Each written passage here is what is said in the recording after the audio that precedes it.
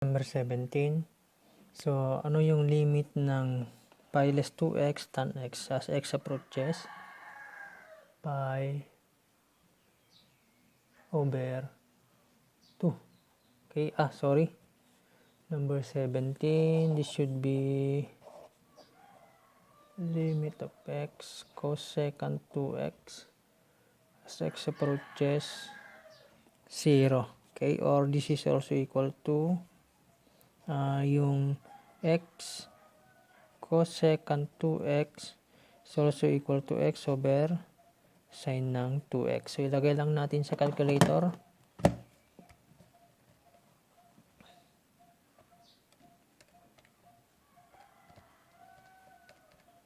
Then, calc natin 0. That is equal to 1/2. Then, 18.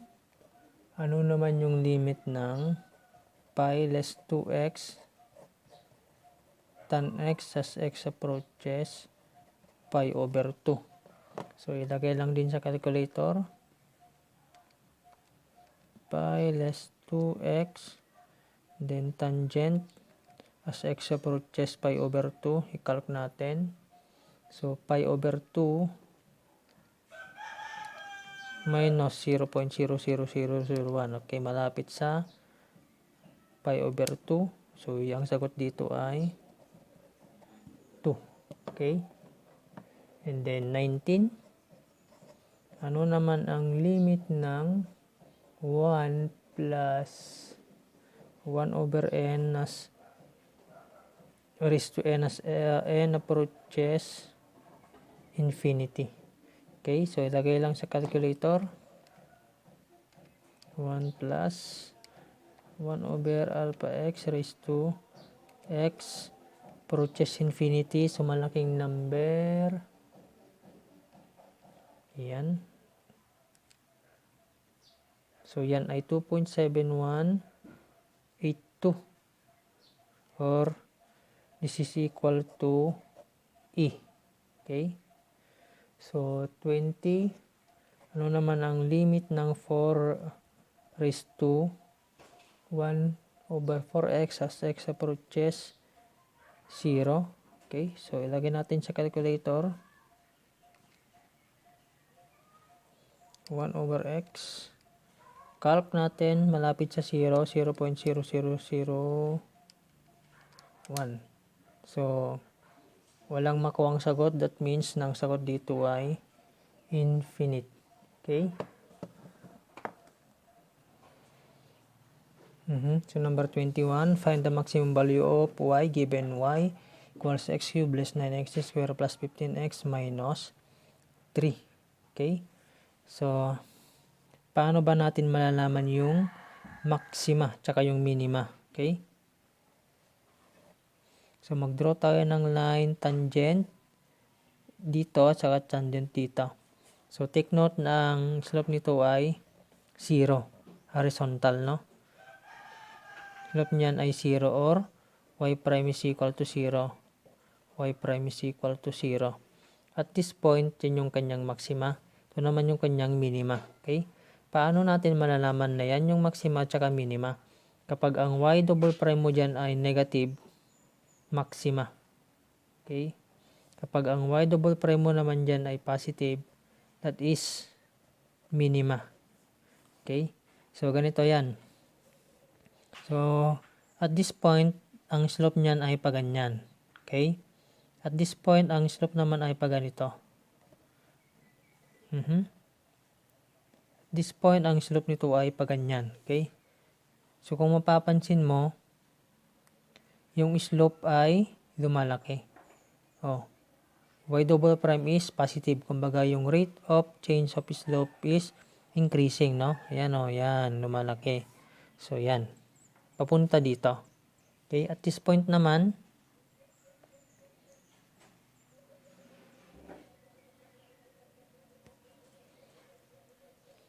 kung mapapansin, okay, yung slope niyan ay, yung slope ng mga line ay lumiliit. Okay?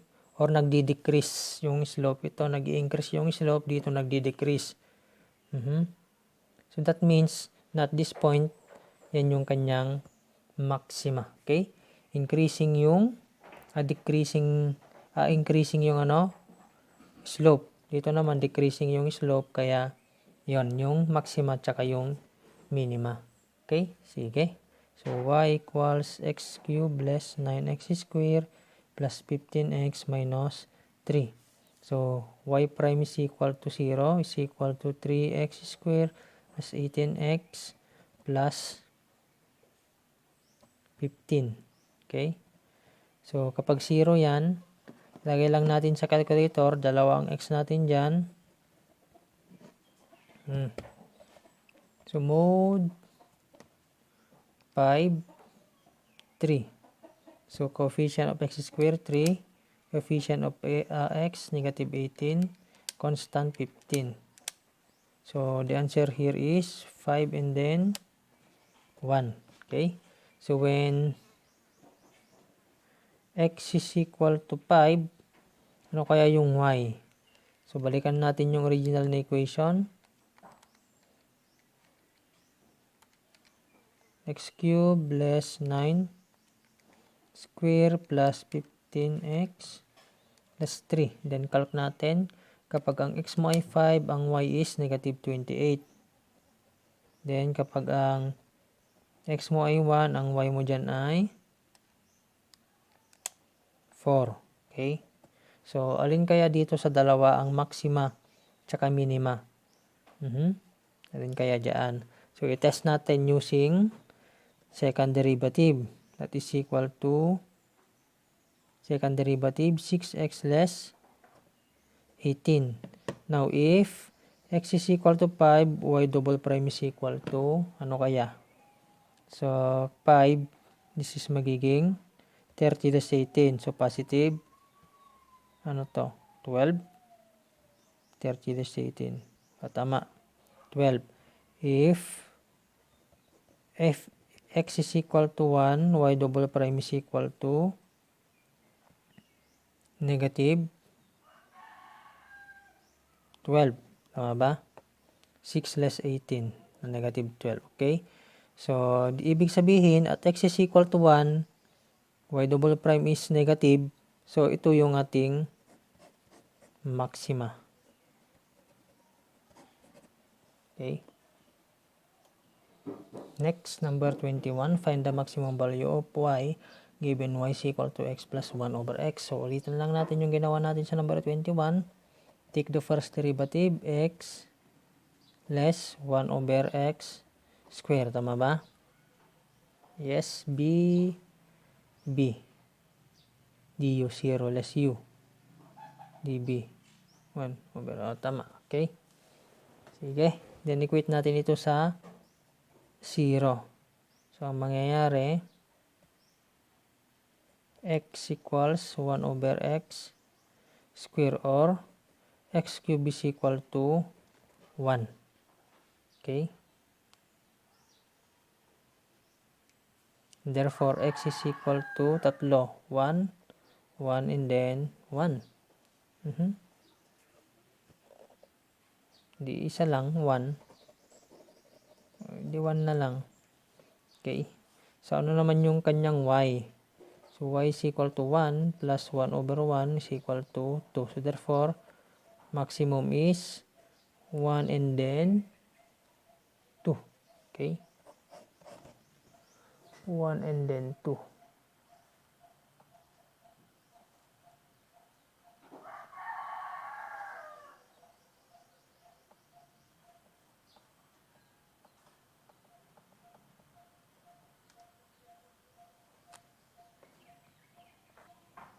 Sorry. Yung derivative pala natin dito is 1, no? 1 dapat ito. So, 1. And then, square dapat ito. So, x equals to x1 and then ang x2 dyan is negative 1. Okay?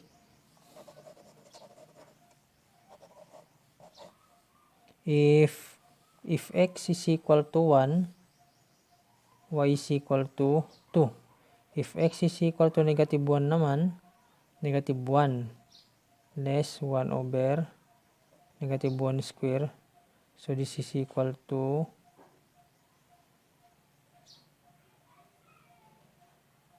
negative 2. Okay? So alin kaya dito yung maxima tsaka minima? So meron tayong dalawang point, no? That is 1 and then 2 and then negative 1 and then negative 2. Okay? Ayan. So test natin. Kunin natin yung y double prime. Ang y prime natin ay 1 less 1 over x square. So y double prime is equal to negative 2 over magiging positive na ito, x cube. Okay? So if x is equal to 1, y double prime is equal to 2. So this is minimum, no? If x is equal to negative 1, y double prime is equal to negative 2. So ito yung ating maxima. Therefore, the maxima is negative 1 and then negative 2. Number 12, find the point of inflection of the curve y equals x cubed plus 6x plus 12. Okay? Ano ba yung point of inflection? Ito yung mga point of inflection. That is when, tignan mo ha, kung mapapansin mo, yung slope dito ay increasing, tama? Increasing. Pero pagdating dito, mag-start nang mag-decrease yung slope. Ayan, no? Ayan, ayan. So, pagdating dito naman, itong banda na yan, ayan, no? Yung slope ng line. Okay? Pero pagdating dito, magbabago. Okay? Ayan. Ayan, no? Sige. Ayan. So, at this point, yan yung time, yan yung point kung saan yung y double prime mo is equal to 0. Okay? Ulitin natin para mas maliwanag. Yung mas malaking drawing para mas maganda. Ayan. Okay? Pangit. Okay, yung tong point na ito. Kasi at this point, kung mapapansin, nag-i-increase yung slope ng mga linya. Ayan, okay? Ayan. Pero pagdating dito na mag-start na increasing to decreasing, no? Increasing to decreasing. Okay? Point na yan. Or, yan yung point kung saan hindi nagbabago yung slope. Okay? So, parang mahirap maintindihan. Anyway, so ito na lang. Ganyan lang kasimple. Equate mo lang yung y double prime sa 0, mahanap mo na yung point of inflection. Okay? So, y is equal to x cubed plus 6x squared plus 12. So, y prime is equal to 3x squared plus 12x. Okay? Then y double prime is equal to 6x less 12. Okay? Equate mo sa 0. Therefore, x is equal to 2. If x is equal to 2, ano kaya yung y? Alpha x cubed plus 6 square plus 12. If x is equal to 2, y is equal to negative 4. Okay?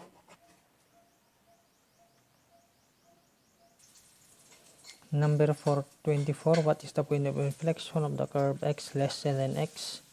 So let y is equal to x less ln x. So first derivative, 1 less 1 over x. Second derivative, y double prime is equal to 0 less, magiging positive na to, 1 over x square, then equate sa 0. So x equals plus minus 1. Okay? So fx is equal to 1, then y is equal to 1 less ln ng 1. So this is equal to 0, this is equal to 1. So x,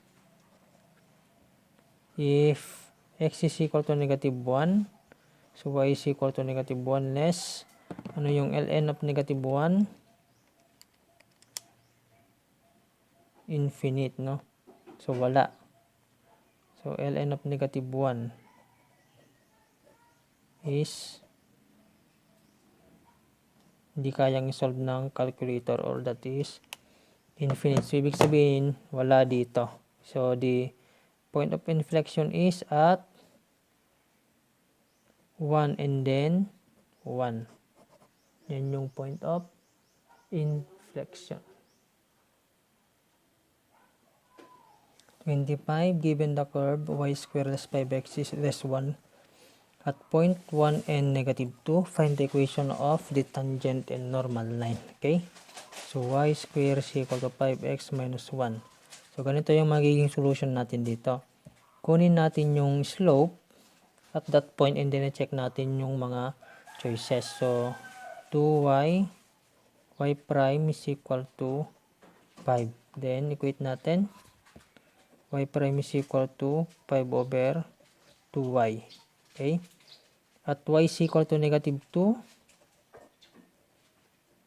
So, ang slope dito ay negative 5 over 4. Okay? Yun yung slope ng tangent line. Okay? So, from the choices, hanapin natin yung mga line ng slope ay negative 5 over 4. Okay? So, ito. Negative 5 over 4 yung slope. Okay? Pwede.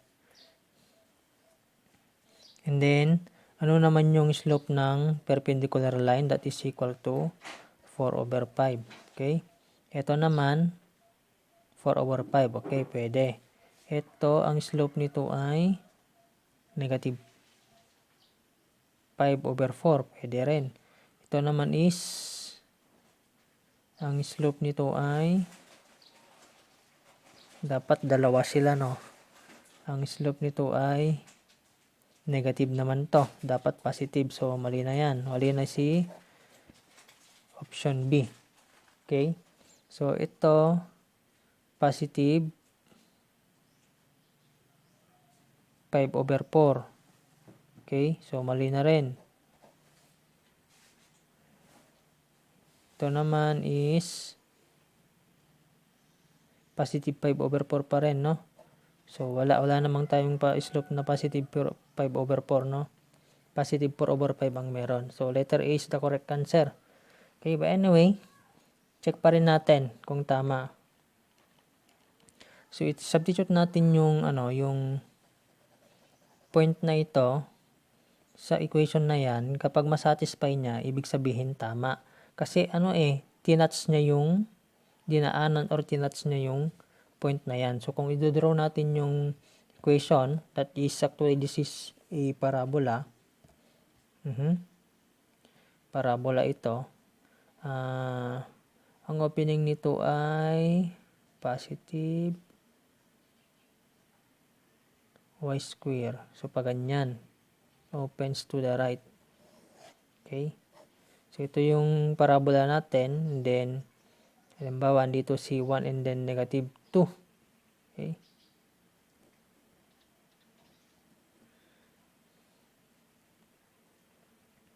Then, andito yung tangent line. Then, andito naman yung tangent. Then, ito naman si perpendicular. So, ano yung mga equation ng mga to? So, both lines, dinaanan nila yung 1 and then negative 2. So, dapat magsisiro yung equation nila. Okay? So, yung 5x plus 4y plus 3. I-calc natin. Calc. Ang x mo dyan ay 1. Then, ang y mo dyan ay negative 2. So, 0. Tama. Okay? Yung isa naman, 4x less 5y less 14. Calc natin. 1 and then negative 2. So, 0 pa rin. So, tama. Yung letter A yung tamang sagot. Okay? So, meron pa bang ibang solution? Actually, marami pa. Using yung point slope form na or y is equal to mx plus b, pwede rin yan. Or mas maganda yung y less, y1 equals m, x less, x1. Okay, pwede yan. Ito yung gamitin mo. Negative 2 dito, and then ito naman yung 1. Substitute mo lang yan. Okay? Okay.